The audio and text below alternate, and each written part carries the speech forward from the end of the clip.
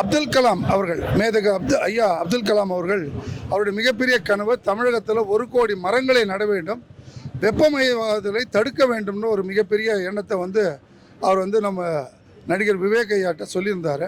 அதன் அடிப்படையில் அவரும் தன்னுடைய வாழ்நாளில் கிட்டத்தட்ட தன்னார்வலர்கள் மூலமாக தன்னுடைய ரசிக பெருமக்கள் மூலமாக 37 லட்சம் மரக்கன்றுகள் நட்டார்.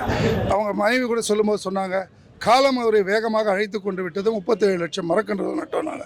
ஆனால் தலைவர் அண்ணாமலை அவர்கள் மிக தெளிவாக இந்த மாதமே 20 லட்சம் மரக்கன்றுகளை நடப்போகிறார். ஏன்னா கிட்டத்தட்ட 20 லட்சம் உறுப்பினர்கள் இன்றைக்கு வீதி லீடர்ஸில் அவருடைய அறைகோவலை ஏற்று இன்றைக்கு இணைந்திருக்கின்றார்கள். ஒருவருக்கு ஒரு மரத்தை ஏற்றுக்கொண்டாலும் கூட ஒரு உறுப்பினர் இந்த மாதத்துடைய திட்டம் அதுதான். 1 என்று ஏற்றுக்கொண்டால் கூட 20 லட்சம் மரக்கன்றுகள் இன்றைக்கு தமிழகத்தில் நட இருக்கின்றாங்க. இதற்கு வெளிநாடுகளில் இருக்கக்கூடிய வீதி லீடர்ஸ் கூட மரக்கன்றுகள்லாம் அவங்க 50,000 1 லட்சம் தருவதற்கான ஏற்பாடுகள்லாம் பண்ணியிருக்காங்க.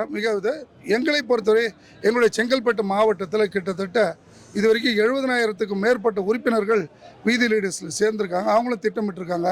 அதாவது ஒரு தனிநபர் வீட்டில் மட்டும் வைக்காமல் ஒவ்வொரு வீட்டிலையும் நாங்கள் பொதுமக்கள்கிட்ட போய் பார்த்து கேட்டு அந்தந்த பகுதியில் அவர்கள் கேட்டது மட்டும் இல்லாமல் குளங்கள், பள்ளிக்கூடங்கள், கிராமப்புறத்தில் ஊராட்சி மன்றத்தில் இருக்கக்கூடிய பூங்காக்கள் மாதிரி பொது இடங்களில் வச்சு ஏதோ மற்றவர்களைப் போல வைத்துவிட்டு செல்வதோடு இல்லாமல் அவர்கள் நட்டதுக்கு பிறகு மரக்கன்று அவங்கள்ட்ட பர்மிஷன் வாங்கி அந்த இடத்தோடைய சொந்தக்கார அரசாக இருந்தாலும் சரி தனியாராக இருந்தாலும் சரி அவரோட போய் முறையான அனுமதி பெற்று இப்போ பல ஏரிகள் தாம்பரத்தை பொறுத்த வரைக்கும் 11 ஏரிகள் இருக்குது.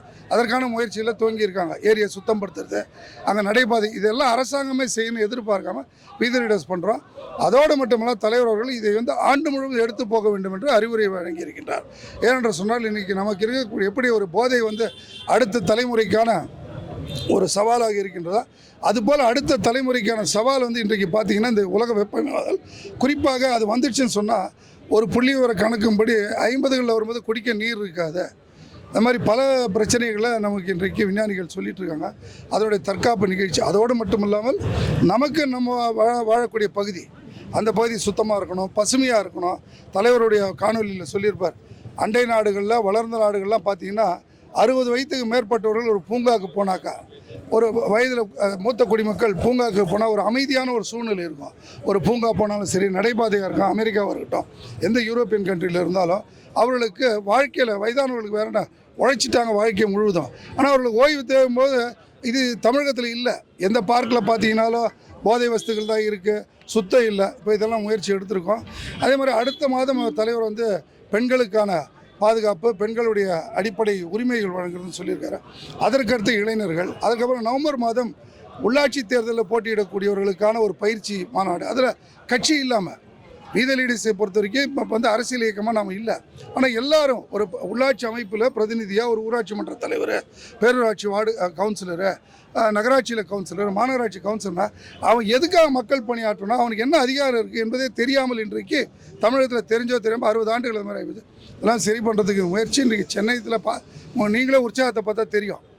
நிகழ்ச்சி 4 மணிக்கு தான் தலைவர் வரான்னு சொன்னால் இன்றைக்கி 3 மணிக்கே இன்றைக்கி கடலை போல் ராஜரத்னம் ஸ்டேடியமில் நான் கலந்து கொண்டு நான் கிட்டத்தட்ட 60 ஆண்டுகளில் பார்த்துட்டு வரோம். ஆனால் இந்த இடத்துல பார்த்தா இன்றைக்கி மிகப்பெரிய பிரம்மாண்டமான ஏற்பாடுக்கு ஒரு உற்சாகம் இருக்குது. ஆகவே இந்த மக்கள் பணி தொடரும். வீதி லீடர்ஸை பொறுத்தவரை முதல்ல நம்முடைய பகுதி, அப்புறம் நம்முடைய மாவட்டம், நம்முடைய நகரம், அப்புறம் மாவட்டம், மாநிலம் என்று அனைத்து பகுதியிலும் மிக மாசுபடாத பகுதியாக, பசுமையான பகுதியாக. இது சின்ன கேள்வி இல்லை. அதாவது இது ஒரு சமூக இயக்கமாக இதெல்லாம் செய்கிறதெல்லாம் ஓகே தான். பட் ஆனால் அண்ணாமலை அவர்களை ஒரு ஆக்டிவான அரசியல்வாதியாக பார்த்தது தமிழகம். அவர் இன்னும் இல்லை ஆக்டிவாக வரலையே இன்னொன்ற அந்த ஒரு எதிர்பார்ப்பு மக்களிடையே இருக்குல்ல. அதை இன்னும் அவர் எப்போ நிறைவேற்ற போகிறாரு, எப்போ பண்ண போகிறாரு அதை கேட்டு மக்களிடம் இருப்பதை ஏற்றுக்கொள்கிறேன். ஆனால் மக்களை விட அதிகமான இந்த ஆர்வமும் இந்த கேள்வியும் பத்திரிகை உங்களைப் போல ஊடகவியாளர்கள் பத்திரிகையாளர் மத்தியில் இருக்குது. ஆனால் அவர் 3 ஆண்டுகள் 4 ஆண்டுகள் தான் அரசியல் பயணம். அதுக்கு முன்பு பொது வாழ்க்கையில் அதாவது போலீஸ் காவல்துறை அதிகாரிலாம் இருந்திருக்காரு. தமிழகத்தினுடைய அரசியல் இதை கணிச்சவர் அவர் தான். அடுத்தது தமிழகத்தில் ஒரு கூட்டணி ஆட்சி வரும், மாற்றம் வரும் என்று 3 ஆண்டுகளுக்கு முன்பே இன்றைக்கு இருக்கக்கூடிய ஆட்சியாளர்கள் கட்சி ஆரம்பித்து முன்னாடியே சொன்னவர் அவர் தான். அதனால் அவருடைய திட்டமிடல் கரெக்டாக இருக்கும். காலத்தின் சூழ்நிலை அவர் அது பொறுப்புக்கு வர முடியாமல் போயிடுச்சு. ஆனால் நீங்கள் கேட்டிருக்கக்கூடிய கேள்வி என்னை போன்றவர்கள் மத்தியில் இருக்குது. ஆனால் இப்போ தேர்தல் காலம் இல்லை, மக்களே எதிர்பார்த்துட்ருக்காங்க. இன்றைக்கி தமிழக மக்கள் எதிர்பார்க்கறது அவர் எப்போ அரசியல் கட்சி ஆரம்பிப்பாங்க, நிச்சயமாக அதற்கு உண்டான தளத்தை அமைத்து அதற்கு உண்டான கட்டமைப்பை உருவாக்கி இதுவரை நடைபெற்ற அத்தனை தவறுகளும் அவருக்கு தெரியும். கடந்த 60 ஆண்டுகளுக்கு மேலாக தமிழகத்திலே ஒரு அரசியல் இயக்கமாக ஆட்சியாளர் செய்திருக்கக்கூடிய அத்தனை தவறுகளும் தெரியும்.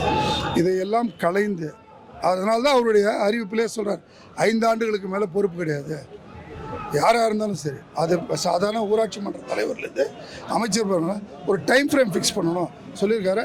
இதற்கான விடைகள் எல்லாம் மிக விரைவில் கிடைக்கும். அதற்கு எங்களுடைய சமூக பணி தொடரும்.